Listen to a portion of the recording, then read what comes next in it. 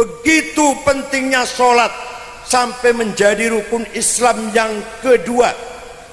Quran tidak menjelaskan berapa kali sholat itu, namanya apa, gak ada di Quran. Paham betul? Paham betul? Sholat iku ping piro sedina sewengi, boten wonten penjelasannya di Quran. Namine sholat iku nopo mawon, boten wonten teng Quran. Jadi ini ono wong pidato, mari kita kembali ke Quran. Apa saja sudah ada di Quran. Goblok. Apa saja ada di Quran. Di hadis wonten, qala Rasulullah sallallahu alaihi wasallam, furidat alaikum khamsu maktubat, diwajibkan kepada kamu umat Islam salat ping 5 kali. Hadis, bukan Quran. Namanya salat az-zuhr wal asr wal maghrib wal isya wal fajr. Hadis, bukan Quran. Paham Bu ya?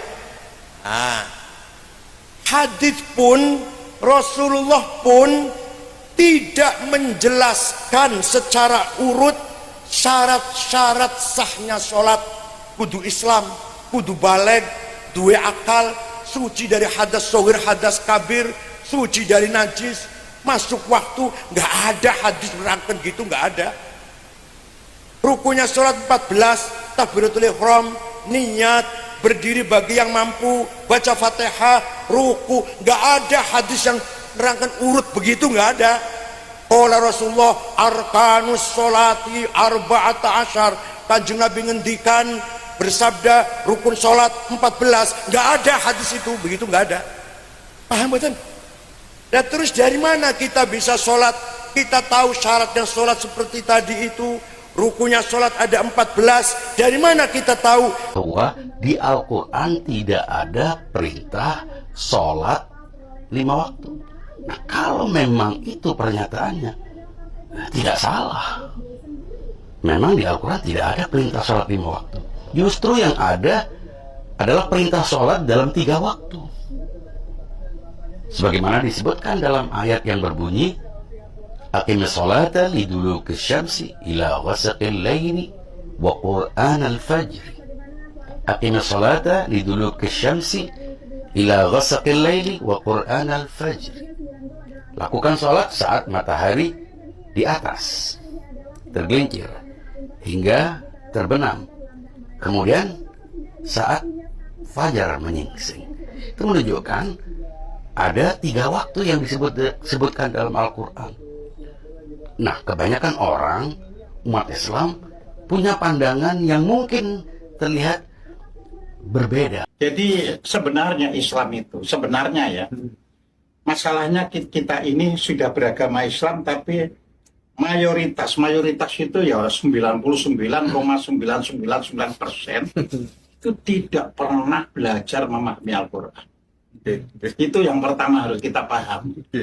Padahal Al-Quran itu pada surat 2-nya, ya, ayat 2-nya itu jelas, ya, alif lam mim dzalikal kitabu la raiba fihi hudalil muttaqin. Jadi kitab ini, jadi Al-Quran ini ya, tidak ada keraguan lagi, ya kan, di dalamnya petunjuk bagi orang-orang yang bertakwa, bukan orang yang beragama tapi bertakwa. Nah, ini lama, ini sampai 200 tahun sebelum munculnya hadis. Nah, nanti setelah munculnya hadis kan ditambahkan Islam itu dasarnya adalah Al-Quran dan hadis, ya kan.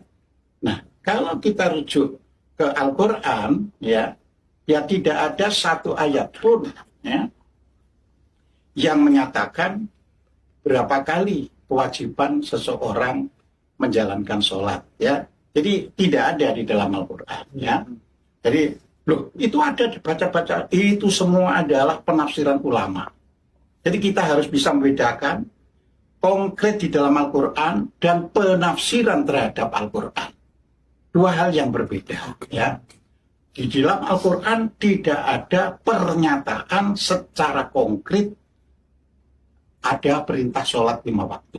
adanya berapa waktu, Pak? Nggak disebutkan adanya Tidak berapa disebutkan. waktu. Iya. Jadi semua itu yang bilang 3, yang bilang 5 itu semua hanya menafsirkan dari bunyi ayat Al-Quran. Subjektivitas ulama yang menafsirkan. Subjektivitas ulama yang menyampaikan. Ya. Juga tidak ada caranya sama sekali. Ya. Jadi selain tidak ada waktunya, ya, berapa kalinya, frekuensinya itu juga tidak ada caranya. Salat itu baru dirumuskan oleh Imam Ja'far As-Shadiq 90 tahun setelah baginda Nabi wafat.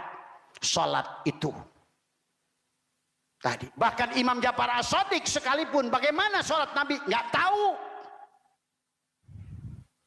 Ini kayaknya orang sekarang ini pandangan manusia dianggap kebenaran mutlak. Tapi Al-Quran sudah mengatakan aqimis sholat, aqimis sholat, aqimis sholat.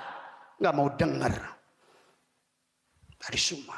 Makanya kenapa sholat jalan hayya 'alas shalah,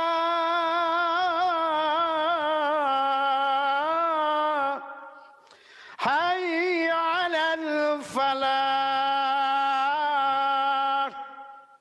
tapi nggak ada menangnya, kalah terus. Harusnya hayyal falah, marilah meraih kebahagiaan, marilah meraih kemenangan. Karena kamu sholatnya nggak sholat, sholat yang nggak sholat, hanya usolli di masjid cuma buat ngelamun.